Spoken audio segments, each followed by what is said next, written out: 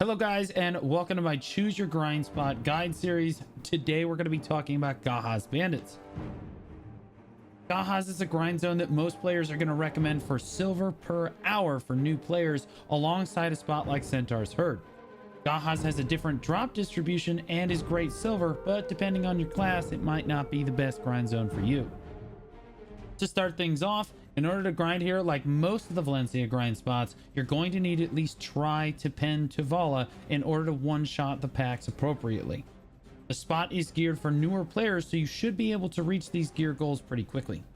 You will minimally want to be level 60 before you start grinding here. The EXP is not particularly good at Gahaz by itself, but it's better than a spot like Centaur's Herd, so you can still expect to level up here over time. Just know it won't be as fast as a spot like Desert Nagas or Desert Fogans. You can choose to use Marnie Stones to help your leveling process a little bit as well. Marnie Stones are capsules you can buy from a vendor named Marnie, found all around the world. As you kill mobs in the grind zone, the Marnie Stone fills up. When it's full, you can exchange it for some extra EXP. This will take up inventory space and is a relatively old way of acquiring extra experience, but it's quite effective even though it hurts your silver per hour a little bit. It is important to note that you can use Marnie Stones at most of the low-level grind zones in the game, so you can employ this method at other grind zones too. It just happens to be nice at Gahaz since it's good silver per hour while maintaining reasonable EXP levels with the Marnie Stones. The mob density at Gahaz bandits is much better than Centaur's Herd, which means classes with lower AoE but solid mobility can grind here where they couldn't really do Centaurs efficiently. In fact, if you're on main rotation as a slower class and have tier 3 pets, you can absolutely grind here with a friend and both of you have enough loot to pick up to make it relatively efficient. Note that it's not intended to be a party grind spot, but given the right circumstances, it can be. The mob density being higher here also generally means you get more seasonal materials per hour than a spot like Centaurs. Classes like Musa, Mewa, Dark Knight, Succession Warrior, and Awakening Nova are great here. Classes with slow or low mobility will not do well here, like Ranger, Scholar, Sorceress, and Succession Nova. This is absolutely a spot where you will want to use Agris and can expect about 200 million more silver per hour if you have it on. You can choose to use a level 2 loot scroll here as well, but it only increases your silver per hour by about 80 million, so generally it's not going to be worth it. Important to note is that there are elites that spawn at Gahaz bandits, and they are much tankier and do more damage overall than the normal mobs.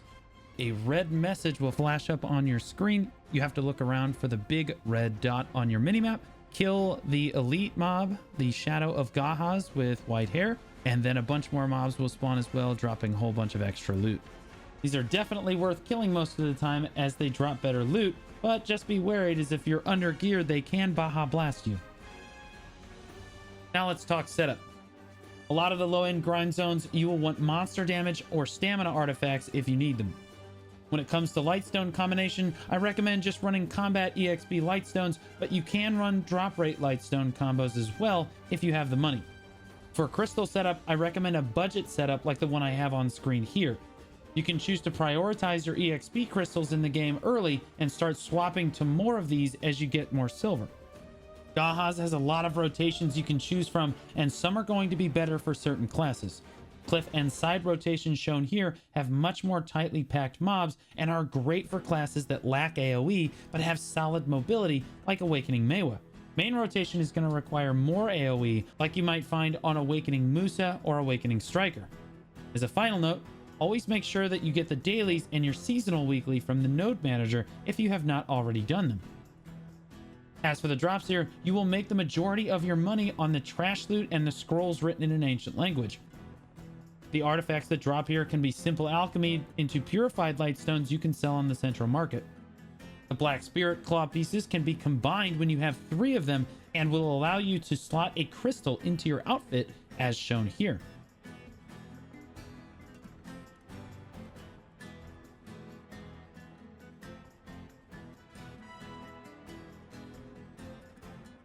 Seraph's Necklace can be sold or heated via processing to give you more Yona fragments. Yona fragments also drop raw here as well and can be used to help complete your Jatina pen accessory.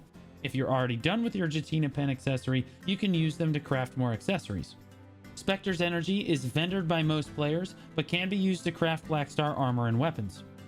The Greater Marnie Stone is a lot like the smaller ones we talked about before, but it's refillable and will give you an accessory when you complete it.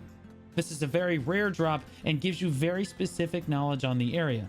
Note that if you have a Greater Marnie Stone for Gahaz in your inventory, that it will conflict with the normal Marnie Stones if you are using them. Notably, the Atanus element does not drop from Gahaz bandits or Centaur's herd, which means you can't work on your infinite potions while you're grinding here, but you are making more silver per hour on average. The remaining drops and what to do with them are presented on screen here. In terms of silver per hour, you are looking at about 630 million silver per hour on 200% drop rate with Agris running. Obviously, higher drop rates, a coin, gold level 2 loot scroll, and whether or not you are on a seasoned server will all make a difference at this spot. Thanks so much for watching, guys. I do plan to do a guide for every grind zone in the game like this, so if you have any comments, please leave them down below. Let me know what you think of this grind spot, and I'll see you in the next video.